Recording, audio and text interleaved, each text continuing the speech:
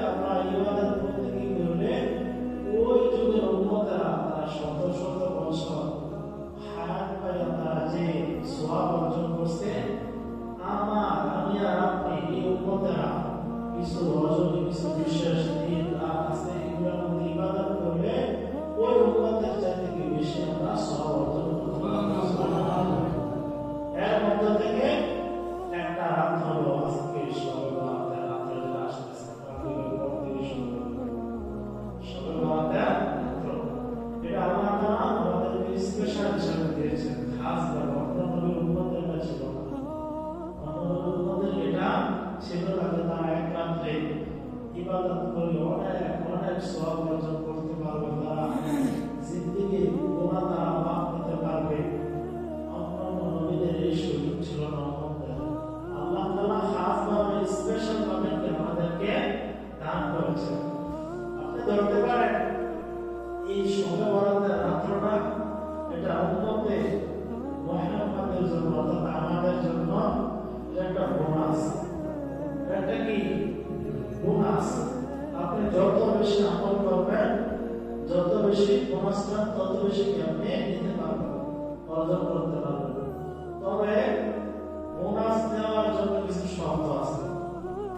দুনিয়ার নিয়মের মধ্যে দেখেন, আপনি যদি কোনো সেক্টরে চাকরি করেন বা ব্যবসা করেন, কোনো কোম্পানিতে, অথবা আপনার এখানে অনেক আছে চাকরিটাকে করছেন না এখনো করেন বিভিন্ন জায়গায়, যখন আপনি চাকরি করবেন বছরে 1 বছর পরে বা কিছুদিন পরে তাকে একটা বোনাস দেয়। চাকরি করার পরে কি অনেক জায়গায় বোনাস দেয় না? বোনাস দেয়। যদি কেউ চাকরি না করে, সে একটা কোম্পানিতে চাকরি করে না, কিন্তু বোনাসের সময় যায়, বোনাস তাকে দিবে। স্বাভাবিক নিয়ম। তো এই শবে বরাত যেটা আজকে রাত্রে শুরু হবে, এটা আমাদের জন্য বোনাস। এই শবে বোনাস পাইতে হলে কি করতে হবে? আপনার তার উপরগুলা 5 ওয়াক্ত নামাজ ঠিক করে আদায় করতে হবে। আপনি 5 ওয়াক্ত নামাজ পড়বেন না, ও শবে বরাতের রাত্রে মাশাআল্লাহ আপনি সারা রাত ইবাদত করলেন, ফজর পড়লেন না, আপনার কি এই সারা রাত ইবাদতের কোনো দাম নেই? আপনার বোনাস কি পাইবেন না। আপনি আগে শর্তগুলোকে পালন করতে হবে, বোনাস পাইতে হবে। শবে বরাতের বরকত, ফজিলত, সওয়াব নিতে হলে আগে যে 5 ওয়াক্ত নামাজ আছে, এগুলাকে আপনি আগে পুঙ্খানুপুঙ্খানুভাবে আপনাকে আদায় করতে হবে, ঠিকভাবে আদায় করতে হবে। নতুবা কি আপনি বোনাস অর্জন করতে কি পারবেন না। কারণ শবে বরাতের রাতের একটা নফল ইবাদত বলতে কি আপনি যত বেশি ইবাদত করতে পারবেন, যত বেশি তেলাওয়াত করতে পারবেন, যত বেশি জিকির করতে পারবেন, তত বেশি আপনি সওয়াব বোনাস কি আপনি অর্জন করতে পারবেন। প্যারা হাজিরিন, শবে বরাতের এই রাত্রটা এটা আমাদের দেখেন আমাদের উপমহাদেশে, ভারত উপমহাদেশে এই রাত্রটাকে আমরা বলি শবে বরাত। মূলত হাদিসের ভাষায় এটাকে বলা হয় লাইলাতুন নিসফি মিন শাবান। লাইলাতুন নিসফি মিন শাবান এর অর্থ হলো শাবান মাসের অর্ধ রজনী। শাবান মাসের অর্ধ রজনী অর্থাৎ শাবান মাসের একবারে মধ্যবর্তী যে রাত্রটা, অর্থাৎ শাবান মাসের অর্ধরাত কি 15 তারিখ, 30-এর অর্ধ 15 না, এই 15 তারিখ যে রাত্রটা, এই রাত্রে কি ইবাদত করা, এটাকে বলা হয় লাইলাতুন নিসফি মিন শাবান। কিন্তু আরবি যেহেতু দিন আগে, রাত্র আগে চলে আসে, এই জন্য কি আগে কি ইবাদত করতে হয়। আজকে মাগরিব থেকে কি শুরু হয়ে যাবে। এই সব শব্দ, শবে বরাত এই শব্দটা ফার্সি শব্দ। সব অর্থ হলো রাত্র, সব অর্থ কি ফার্সিতে রাত্র। বরাত মানে মুক্তি, মুক্তির রাত্র। দেখেন আমাদের দেশে অনেক ফার্সি শব্দ ব্যবহার হয়, অনেক ইংরেজি শব্দ ব্যবহার হয়। এমন ইংরেজি শব্দ আমরা ব্যবহার দিয়ে যেমন চেয়ার, চেয়ার কিন্তু বাংলা আপনারা জানেন অনেক হয়তো, কিন্তু আমাদের দেশে কিন্তু কি বলতে দেখি এটা বাংলার মতো কি হয়ে গেছে। এভাবে আরো অনেক শব্দ ঠিক তো শবে বরাতের ফার্সি শব্দ, কিন্তু আমাদের দেশে ব্যবহার হতে হতে কিন্তু বাংলার মতো হয়ে গেছে। বাংলার অর্থ কি হয়ে গেছে। আরো অনেক শব্দ আছে। এই শবে বরাত শব্দের অর্থ হলো সর্বত রাত্র, বরাত অর্থ মুক্তি, মুক্তির রাত্র। অর্থাৎ এই রাত্রে আল্লাহ রব্বুল ইজ্জত অসংখ্য অগণিত মানুষকে জাহান্নাম থেকে মুক্তি দিয়ে জান্নাত দেবে। সুবহানাল্লাহ। এই জন্য বলা মুক্তির রাত্র, মানে জাহান্নাম থেকে মুক্তির রাত্র। এই রাত্রটাকে বলা হয় আমরা বলি কি শবে বরাত। আল্লাহ তাআলা কোরআনুল কারীমের 25 নম্বর পারা একটা সূরা নাযিল করেছেন। সূরাতুন নাম হলো সূরাতুদ দুখান। এই আয়াত সূরার মধ্যে আল্লাহ তাআলা শুরু করেন হামিম ওয়াল কিতাবিল মুবিন।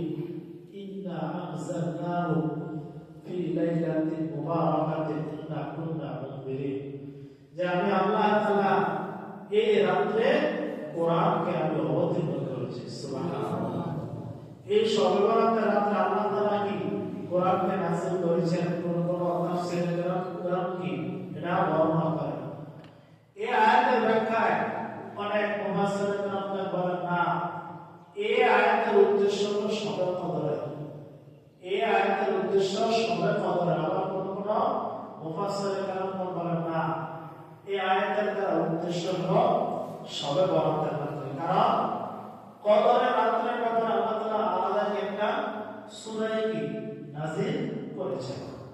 রাসূল আরবি সাল্লাল্লাহু আলাইহি ওয়াসাল্লাম হাদিসের মধ্যে বলেন, ক্বালা রাসূলুল্লাহ সাল্লাল্লাহু আলাইহি ওয়াসাল্লাম ইযা কানাত লাইলাতুল নিসফি মিন শাবান ফাকুমু লাইলা ওয়াসুমু নাহারা।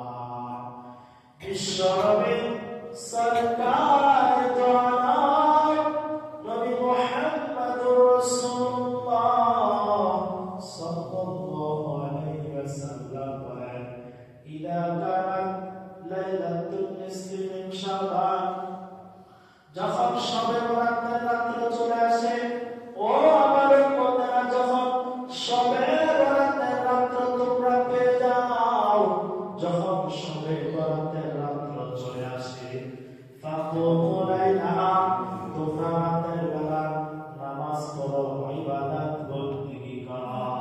সুবহানাল্লাহ।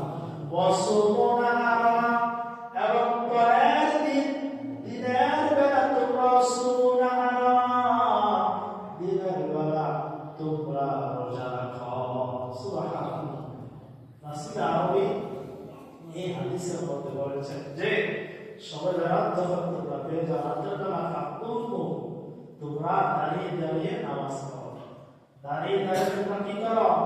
নামাজ পড়ো। ওয়াসুমু নাহারা, এবং পরের দিন কি তোমরা রোজা রাখো। এই জন্য আমরা কি রাতের বেলা নামাজ পড়বো, পরের দিন কি রোজা রাখার চেষ্টা করবো। যদিও এই হাদিসের ব্যাপারে অনেক ওলামা কেরাম বলেছেন যে হাদিসটা অনেক দুর্বল, এই হাদিসের সনদ অনেক দুর্বল। তারপরে আমরা দ্বিতীয় শাবান মাস একটা রমজানের একটা প্রস্তুতির মাস। এই মাসে কি যত বেশি নফল রোজা রাখা যায়। অনেকে আপনারা রোজা রাখছেন, আমি বিশ্বের রোজা 3টা, বিশেষ শুক্র শনি, প্রতি মাসে প্রতি আরবি মাসে নবীজি কি 3টা রোজা রাখতেন। যে প্রতি আরবি মাসে 13 তারিখ, 14 তারিখ, 15 তারিখ, শুধু যে শাবান মাসে নবীজি রাখতেন শুধু খাস ভাবে না, প্রতি মাসে কি নবীজি এই মাসের 13 তারিখ, 14 তারিখ, 15 তারিখে 3টা রোজা রাখতেন। এটাকে আইয়ামে বিজের রোজা বলা হয়। এবং নবীজি প্রতি সপ্তাহে আবার 2টা রোজা রাখতেন। সোমবারে রাখতেন, বৃহস্পতিবারও কি নবীজি কি রোজা রাখতেন। এগুলা কি রোজা রাখা। তো এই জন্য কি আমরা এই শবে বরাতের রাত্রে আমরা রাতের বেলা ইবাদত করতে কি করব? ওয়াসুমু নাহারা, আর দিনের বেলা কি রোজা রাখার কি চেষ্টা করব। অন্য হাদিসের মধ্যে শবে বরাতের ব্যাপারে রাসূল আরবি সাল্লাল্লাহু আলাইহি ওয়াসাল্লাম বলেন, ক্বালা রাসূলুল্লাহ সাল্লাল্লাহু আলাইহি ওয়াসাল্লাম, ইন্নাল্লাহা লা ইয়াত্তালিউ ফি লাইলাতিন নিসফি মিন শাবান ফায়াগফিরু লিজামিই খালকিহি ইল্লা লিল-মুশরিকিন আও মুশাহিন। বিশ্বনবী সরকার দো আলম নবী মুহাম্মদ আরবি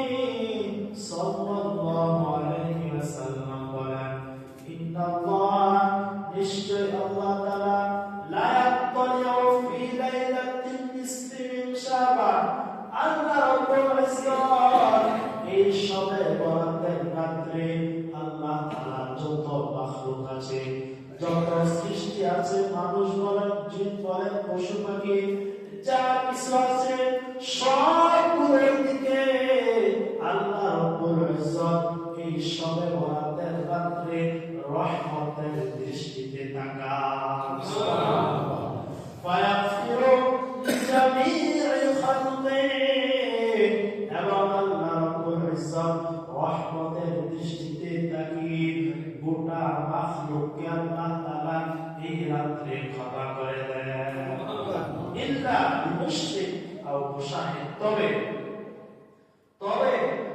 দুই শ্রেণীর মানুষকে, দুই শ্রেণীর মাখলুককে আল্লাহ তাআলা এই শবে বরাতের রাত্রে ক্ষমা করেন না। নাউজুবিল্লাহ। সকল মাখলুককে আল্লাহ তাআলা কি ক্ষমা করে দেন? মানুষ বলে, জিন বলে, পশু পাখি, হায়ানাত, সবাইকে আল্লাহ তাআলার সৃষ্টি যা আছে সব আল্লাহ তাআলা বানাইছে, সবাইকে মাফ করে দেন। কিন্তু দুই শ্রেণীর মানুষকে আল্লাহ তাআলা কি রাত্রে মাফ করেন না, ক্ষমা করেন না।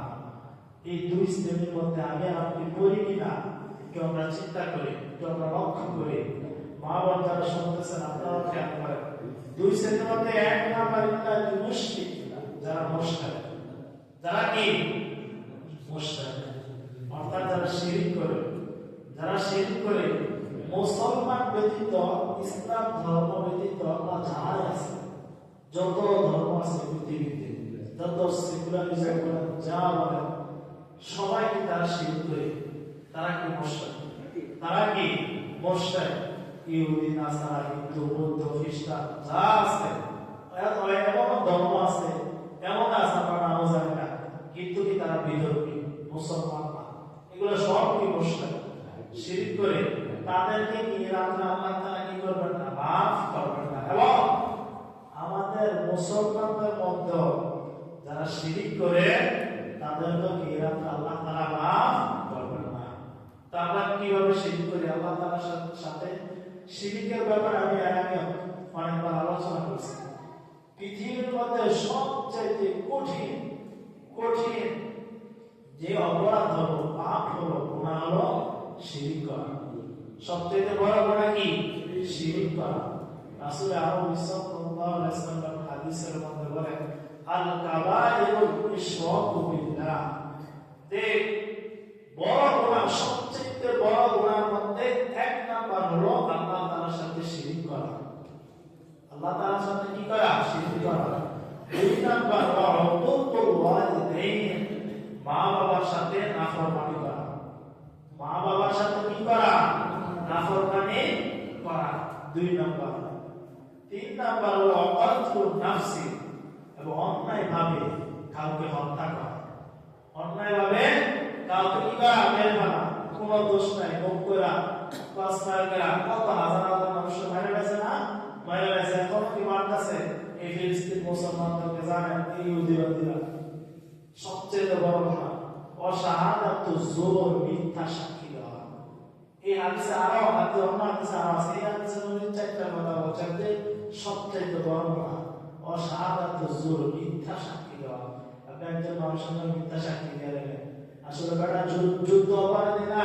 আল্লামা সাঈদী রাহমাতুল্লাহ আলাইহি ওনারা আপনি মিথ্যা সাক্ষী দিয়ে রাখেন, কোন অন্যায় করছে না, মিথ্যা সাক্ষী দিয়ে রাখেন, বা কোন দরবারের মেলে, কোর্ট কাছারি, যে জায়গায় আপনি মিথ্যা কোন সাক্ষী দিলেন, মিথ্যা কারো পক্ষ নিলেন, এটা কি সবচেয়ে বড় গুনাহ? কে বলেছেন? নবীজি বলেছেন। এই শিরক কি সবচেয়ে বড় গুনাহ? আমরা মুসলমানরা হয়তো আমাদের অনেক সময় শিরক করে বা জানি না যে শিরক। যেমন আপনি যে মাজার আছে সেজদা দেন, কবর মাজার আছে সেজদা দেন, আপনি কি শিরক করলেন? বড় গুনাহ করলেন আপনি। মাজার আছে, যদি আপনি মাজার দেবেন, আল্লাহর ওলি আছে জিয়ারত করবেন। মাজার কি জন্য? জিয়ারত করার জন্য আল্লাহর ওলি আছে। কিন্তু আপনি মাজারে সেজদা দিলেন এবং মাজারে যে আপনি কিছু চাইলেন, এই আল্লাহর ওলি আপনি শুয়ে আছেন, আমার এই সমস্যা এটা দেন, আমার এটা দরকার, এটা দেন, এই যে আপনি কি শিরক করলেন। মাজারে যারা আল্লাহর ওলিরা শুয়ে আছে তাদের জন্য দোয়া করবেন, তাদের ফয়েজ পাওয়ার জন্য, তাদের কাছে যদি আমরা কিছু চাই তাহলে কি একটা বড় শিরক হয়ে যাবে। এবং আরেকটা শিরক হলো আমরা মান্নত করে নেই। অনেকে কি বিভিন্ন পীর বুজুর্গ নামকে মান্নত করে না, মান্নত একমাত্র আল্লাহ তাআলার জন্য হতে হবে। মান্নত যদি আমরা অন্য কারণ গায়ব করে আল্লাহ ছাড়া অন্য কারণ আমরা করি, এটাও কি শিরক হয়ে যাবে। শিরকের অনেক প্রকার আছে, কিছু কিছু শিরক আছে অত্যন্ত ছোট শিরক, যেগুলোকে আমরা এই যে আমরা নামাজ করি, নামাজের মধ্যে শিরক হয়ে যায়। কিভাবে? যদি আমি আর আপনি যদি নামাজের মধ্যে যদি আমাদের রিয়া চলে আসে, অহংকার, মানুষকে দেখানোর জন্য নামাজ করি, যে আমি মানুষ কি করবে আপনি নামাজ না পড়ি? মানুষকে দেখানোর জন্য যে আপনি নামাজ পড়বেন। নামাজটা মূলত কার জন্য ছিল? আল্লাহর জন্য। আপনি যে মানুষকে দেখানোর জন্য করলেন, এই যে আপনি শরীক করলেন। শরীক অর্থ শরীক করা। শরীক অর্থ কি? শরীক মানে এই নামাজের শরীক হলো আল্লাহ তাআলা, আল্লাহর জন্য। আপনি শরীক করে রাখেন মানুষের সাথে, মানুষকে দেখানোর জন্য। এটা আপনার কি? শরীক। এই জন্য শরীক থেকে কি বাঁচতে হবে? এক নাম্বার মনে আছে, দুই শ্রেণীর লোককে কি আল্লাহ তাআলা এই সবে বরাতের রাতে কি করবেন না? মাফ করবেন না। এক নাম্বার কি? মুশরিক যারা শিরক করবে। দুই নাম্বার মুশাহিদ, যাদের ভিতরে হিংসা, যাদের ভিতরে কি আছে? হিংসা আছে, বিদ্বেষ আছে অন্যের প্রতি শত্রুতা আপনার, হিংসা আপনার, যে সে এত বড় কিভাবে হয়ে উঠতেছে। আপনার যদি জোরে কাউকে কারো ভালো দেখা কেউ একটা কোনো কিছু করলে সে অনেক বড় হয়ে যেতেছে, বাড়ি করে নিল, গাড়ি করে নিল, তার অনেক টাকা পয়সা হয়ে যেতেছে। আপনার যদি জোরে, আপনার যদি খারাপ লাগে, তাহলে আপনার মধ্যে হিংসা আছে। তাহলে আপনি হিংসা আছে তাহলে যদি কয়েকদিন বাড়ি একটানা করবে, আবার দুইটানা করবে, আবার তিনটানা, বাজার এটা করে লাগতেছে, এটা করে লাগতেছে। এমন যদি হিংসা যদি আপনার থাকে, আর মা বোনদের মধ্যে যদি এমন যদি কারো মধ্যে থাকে যে অমুকের কোনো এটা করে দিল, অমুকে এটা হয়ে গেল, হায় হায়, বা যদি ভিতরে যদি জ্বলে, তাহলে মনের মধ্যে হিংসা আছে। এই দুই শ্রেণীর লোককে কি আল্লাহ তাআলা এই সবে বরাতের রাতে মাফ করবেন না। যাদের এক নম্বর কি বলছিলাম, তারা শিরক করে। দুই নাম্বার কি? যাদের ভিতরে হিংসা আছে। যদি এই দুইটা খারাপ গুণ যদি আমার আপনার ভিতরে না থাকে, শিরক নাই, হিংসা নাই, দুইটা খারাপ গুণ যদি আমার আপনার ভিতরে না থাকে, এই সবে বরাতের রাতে আমি আপনি যদি ইবাদত নাও করতে পারি, কোনো কারণে অসুস্থ বা কোনো কারণগত বশত আপনি করতে পারবেন না, বাসায় রয়েছেন বা শুয়ে রয়েছেন, আপনি এই রাতে ইবাদত করতে পারবেন না, কিন্তু আপনার ভিতরে কি নাই? হিংসা নাই এবং শিরক নাই। তারপর আল্লাহ তাআলা আপনাকে এই রাতে মাফ করে দেবেন। সুবহানাল্লাহ। কারণ আপনার ভিতরে কি নাই? শিরক নাই এবং কি নাই? হিংসা নাই। এই হাদিসের মধ্যে আরো কি বর্ণনা আছে। তো ইনশাআল্লাহ রাত্রে ইনশাআল্লাহ কিছু আলোচনা হবে। আসলে তো প্রতি সর্বদা সময়কে আপনার আলোচনা শোনা, মূলত এই রাত্রে ইবাদত আমরা আলোচনা কম করে ইবাদত বন্দেগী করার চেষ্টা করব। এই রাত্রে কি ইবাদত করব? এই রাত্রে কোন নির্দিষ্ট ইবাদত নাই যে আপনি 12 রাকাত নামাজ পড়তে হবে, 50 রাকাত নামাজ পড়তে হবে, যত বেশি মানে করেন। আপনি 2 রাকাত করে 50 রাকাত পড়েন, 100 রাকাত, 200 বার সারা রাত পড়েন, আপনার জন্য কি নাই? কোনো বাধ্যতা মূলক নাই। তবে আমি আপনাদেরকে পরামর্শ দেব, কতক্ষণ নামাজ পড়বেন? 10-12 রাকাত নামাজ পড়লেন, 2 রাকাত পড়লেন, এরপর কতক্ষণ কি ইস্তিগফার করবেন, আস্তাগফিরুল্লাহ আস্তাগফিরুল্লাহ আস্তাগফিরুল্লাহ। কতক্ষণ নবীর সাথে দুরূদ শরীফ পড়বেন, সাল্লাল্লাহু আলাইহি ওয়াসাল্লাম সাল্লাল্লাহু আলাইহি ওয়াসাল্লাম সাল্লাল্লাহু আলাইহি ওয়াসাল্লাম। কতক্ষণ জিকির করবেন, লা ইলাহা ইল্লাল্লাহ লা ইলাহা ইল্লাল্লাহ। কতক্ষণ আল্লাহর সাথে কি দোয়া করবেন, একাকী ভাবে দোয়া করবেন, চাইলেন, এভাবে কি সারা রাত কি কাটাই দিবেন।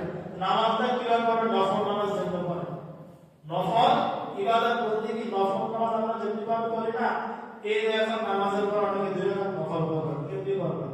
জোহরের পরে আমরা অনেকে সুন্নতের পরে 2 রাকাত নফল করি না, এমনি মাগরিবের পরে সুন্নতের পরে 2 রাকাত কেমন নফল করি, এভাবে কি নফল এশার পরে অনেকে করি।